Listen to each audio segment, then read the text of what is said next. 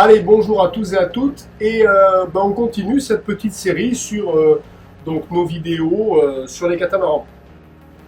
Alors, il y en a qui m'ont demandé, mais Stéphane, comment ça se fait que tu fasses une vidéo sur les catamarans?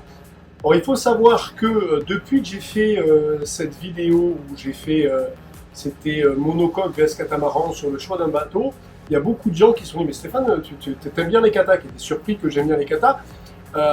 Donc j'ai beaucoup de gens qui m'ont contacté pour me demander des informations sur les catamarans, parce qu'il y a beaucoup de gens à travers la chaîne et qui essaient de me contacter, et on ne me contacte jamais pour mes beaux yeux. Je ne comprends pas comment ça se fait, mais à chaque fois qu'on m'appelle, c'est souvent pour me demander des conseils, parce que c'est une très bonne chose. J'aime bien ça, ça flatte mon ego.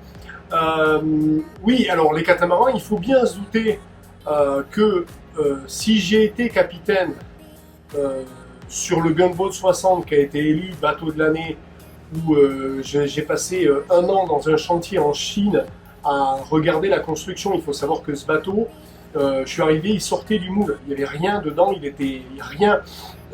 Donc j'étais là du début à la fin, ce qui m'a forcément... j'ai appris beaucoup plus de choses puisque on a monté les générateurs, on a monté les moteurs, je l'ai dématé 6 fois parce qu'on était en train de faire les essais. J'ai été formé sur place sur les manilles souples, sur les voiles par Quantum, etc., etc., etc.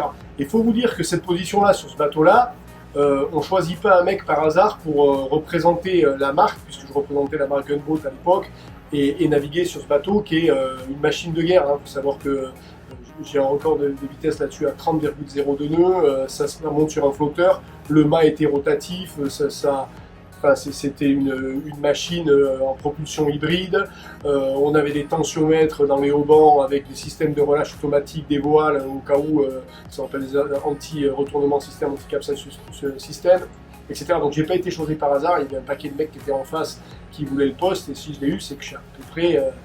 bon, on fait de la voile, vous voyez ce que je veux dire. Et donc, oui, ça a surpris du monde, mais oui, j'adore les katas et j'en ai fait pendant très longtemps, j'en ai fait sur plein de modèles.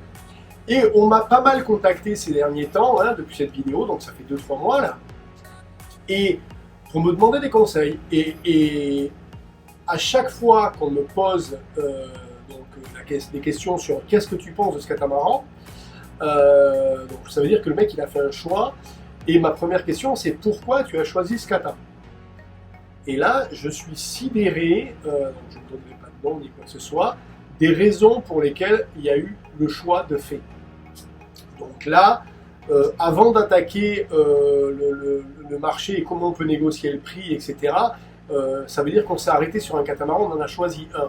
Et pour moi, il y a des critères qui sont, avant toute chose, qu'il faut vraiment se dire je veux ça et c'est ce que je veux.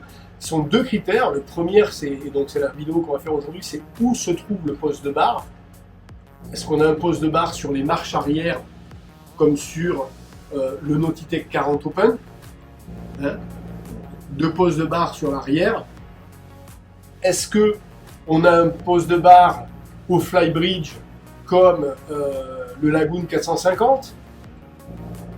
Est-ce qu'on a un poste de barre donc latéral surélevé, comme on a sur l'Elia 44 de chez Fontaine Pajot? Ou est-ce qu'on a un poste de barre dans le cockpit arrière excentré mais à l'intérieur bas, donc ce qui veut dire que protégé, on n'est pas latéralement et au-dessus, comme on a sur le Lagoon 410? Déjà il faut se dire où je veux le poste de barre, et surtout qu'est-ce qui fait que je prends cette décision? Et cette décision, elle va se prendre en fonction de 4 critères qui vont être, premièrement, les manœuvres de port. Est-ce qu'il vaut mieux être en haut, sur le côté, sur l'arrière? Est-ce qu'il vaut mieux être surélevé, pas surélevé, le long du quai? Donc ça, voilà, première question. Deuxième question qu'il va y avoir, c'est les mouillages. Aller prendre une bouée, voilà. Troisième question qui va se poser, c'est donc la navigation générale. Quatrième question qui va se poser, c'est les grains. Je prends un grain ou je prends une baston ou je suis dans du gros temps. Où est-ce que j'ai envie d'être sur ce bateau? Et dernière question qui va se poser, c'est le dernier point, c'est on fait une nave de nuit, j'ai des manœuvres à faire faut que j'aille au cockpit, ou il faut que j'aille à la barre parce que voilà. Est-ce que j'ai envie d'être devant, derrière, sur le côté, à droite, à gauche, si j'ai envie de dire, pour ces manœuvres-là. Donc c'est ce qu'on va voir dans cette vidéo-là. On va discuter l'ensemble de ces points-là. Et forcément, cette vidéo-là, elle est réservée aux gens qui vont prendre le pack. La semaine prochaine, on discutera donc du deuxième point qui me paraît essentiel, qui est-ce que je veux des dérives ou est-ce que je veux des clients? Parce que là encore, avantages, inconvénients, toutes les marques, vous prenez aujourd'hui Fontaine-Pajot, ils ont, sur les derniers modèles, ils ont pris une décision, pratiquement sur tous les bateaux de cette taille, le cockpit il est au même endroit, le poste de barre, Lagoon, etc., etc. Ce qui veut dire que ça élimine des marques par rapport à notre choix. Et pareil, en ce qui concerne les dérives, il y a des marques qui font pas des dérives, et il y a des bateaux qui sont des marques qui sont spécialisées dans les dérives, qui font des dérives.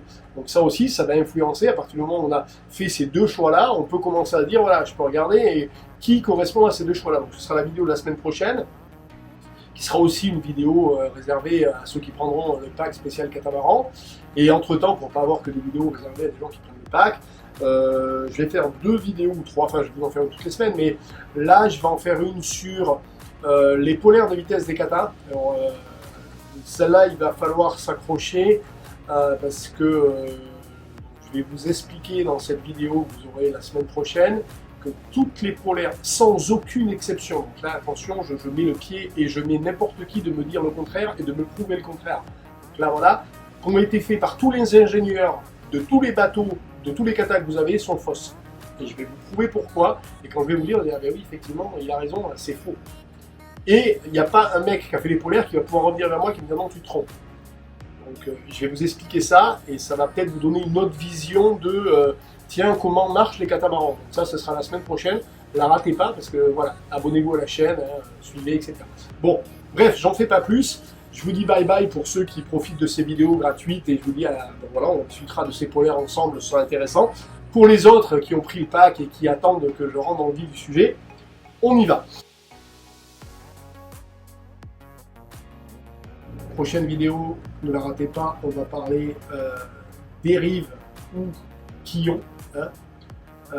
Pareil, choix intéressant, et vous allez voir que la navigation et dans le temps, quand on part au surf, ça a des implications. Je vous remercie à tous de m'avoir fait confiance et d'avoir pris ce pack. Je vous donne rendez-vous sur la prochaine vidéo. Vous ne la regardez peut-être pas dans l'ordre, donc je ne sais pas laquelle vous allez regarder, mais en tout cas on va se retrouver dans la prochaine. Allez, merci, ciao ciao.